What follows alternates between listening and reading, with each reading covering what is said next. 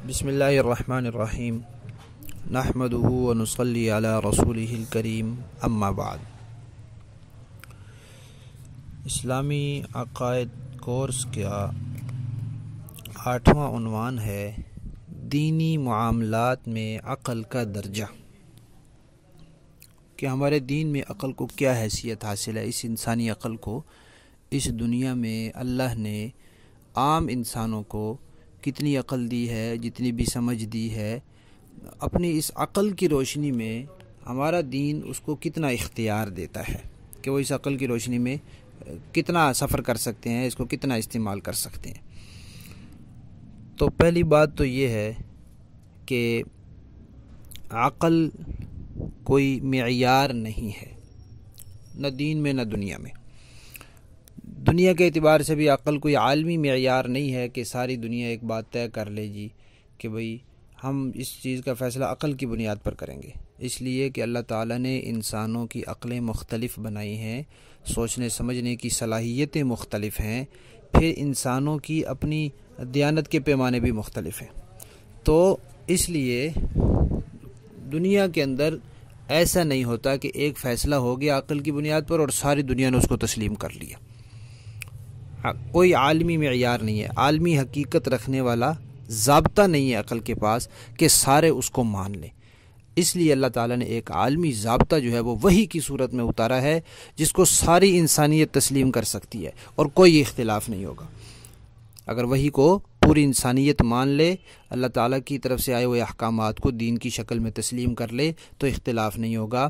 جبکہ عقل کے اوپر چلیں گے تو اختلاف ہوتا رہے گا، اس لیے کہ عقل کو اللہ تعالیٰ نے معیار بنایا ہی نہیں ہے، اس میں اللہ نے اتنی صلاحیت نہیں رکھی کہ یہ معیار بن سکے، انسان اس کی بنیاد پر صرف اسی کی بنیاد پر فیصلہ کر سکے۔ صرف اسی کی بنیاد پر فیصلہ نہیں ہو سکتا۔ ہاں، اس کی بنیاد پر جو بات ہمیں صحیح لگ رہی ہے اس کو پھر ہم دین پر پرکھیں گے، اگر دین کہتا ہے ٹھیک ہے تو ٹھیک ہے، اگر دین کہتا ہے نہیں تو پھر نہیں۔ یعنی عقل جو ہے وہ صحیح رائے بھی دے سکتی ہے، غلط رائے بھی دے سکتی ہے۔ تو جب انسان دنیا میں آیا اس لیے ہے کہ اللہ تعالیٰ کو راضی کرے۔ اب عقل کی بنیاد پر انسان سوچے کہ یہ کام اللہ کو راضی کرنے والا ہے یا راضی کرنے والا نہیں ہے، تو کوئی ضروری نہیں ہے کہ عقل ہمیشہ درست جواب دے۔ درست جواب بھی دے سکتی ہے، غلط جواب بھی دے سکتی ہے، لہذا اس کے پیچھے چل کر انسان کسی چیز کو اللہ تعالیٰ کی رضامندی والا سمجھ رہا ہوگا اور وہ ناراضگی والا ہوگا تو نقصان ہو جائے گا۔ اسی طرح اللہ تعالیٰ نے انسانوں کی عقلیں مختلف بنائی ہیں۔ اگر دینی معاملات کی بنیاد عقل پر ہو تو پھر ہر انسان کی راہ مختلف ہو جائے گی، ہر انسان اپنا الگ ہی طریقہ دین میں بنا لے گا۔ پھر انسان کو اللہ تعالیٰ نے جس مقصد کے لیے پیدا کیا ہے اس کے لیے اللہ تعالیٰ نے کوئی کسر نہیں چھوڑی، خود اپنے احکامات بھیج کر اتمام حجت پوری کر دیا کہ کل کو کوئی یہ نہ کہے کہ یا اللہ مجھے تو ایسے ہی سمجھ میں آئی تھی، آپ نے تو کوئی حکم بھیجا نہیں تھا، میری عقل میں ایسے آیا تھا تو میں نے کر لیا۔ نہیں، اللہ تعالیٰ یہ چاہتے ہیں کہ جس مقصد کے لیے اس کو بھیجا ہے اس میں کوئی ابہام نہ رہے، اور اس کے لیے واحد ذریعہ وہی تھا۔ اللہ تعالیٰ نے وہی کے ذریعے دین بھیج دیا تاکہ مقصد اصلی فوت نہ ہو۔ معاشی ضروریات سمجھانے بتانے کے لیے اللہ تعالیٰ نے کوئی نبی نہیں بھیجا کہ وہ لوگوں کو بتائے کہ ایسے کماؤ اور ایسے نہ کماؤ، تمہاری معاشی ضروریات ایسے پوری ہوں گی۔ ہاں، اس کی حدود تو بیان کی ہیں، لیکن اس مقصد کے لیے نبی نہیں آئے، نبی آئے ہیں دین بتانے کے لیے۔ اب ہم دیکھتے ہیں کہ انسان کی جو عقل ہے وہ خواہشات کے تابع ہو کر بھی فیصلے کرتی ہے، یعنی کہ عقلاً وہ بات صحیح نہیں ہوتی لیکن انسان کو اس میں اپنا مفاد معلوم ہو رہا ہوتا ہے تو وہ عقل کر گزرتا ہے۔ تو جب انسان کی عقل خواہش کے تابع ہو سکتی ہے، ہو جاتی ہے، تو پھر اگر دین کو عقل کے تابع کیا جائے گا تو پھر وہاں بھی انسان اپنی خواہشات پر چلنے لگ جائے گا۔ بعض اوقات ہم دیکھتے ہیں نا، بچہ کوئی چیز اس کے لیے نقصان دہ ہوتی ہے وہ اس کو مفید سمجھ رہا ہوتا ہے، کیوں؟ اپنی کم عقلی کی وجہ سے، تو اس کو نہیں دی جاتی۔ تو اسی طرح انسان بھی کوئی کم عقل ہوتا ہے، کوئی اچھی عقل والا ہوتا ہے، اور اس دنیا میں رہتے ہوئے انسان کی ہے ہی کہ عقل کتنی کہ اس کی بنیاد پر فیصلہ کرے، لہذا وہ اپنی کم عقلی کی وجہ سے کسی چیز کو دین میں مفید سمجھ رہا ہوگا، اللہ تعالیٰ کے نزدیک وہ مضر ہوگی۔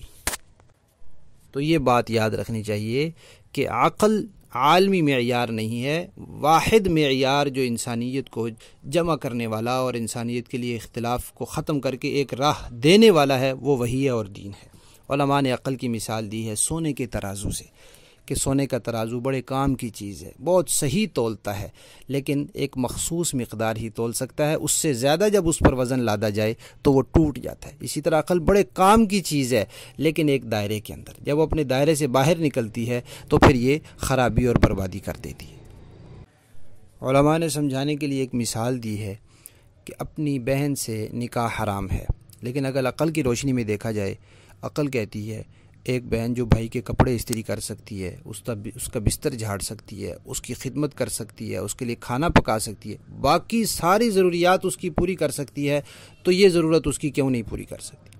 عقل کی روشنی میں ہم نہیں فیصلہ کر سکتے کہ بھئی یہ اس کے لیے حرام ہے اور یہ اس کے لیے حلال نہیں ہے۔ اس کے لیے ضرور ہمیں وحی کا سہارا لینا پڑے گا، وحی کے دروازے پر جانا پڑے گا اور وحی سے ہی روشنی لینی پڑے گی، ورنہ محض عقل یہ بہن اور بیوی کا فرق ختم کر دے گی۔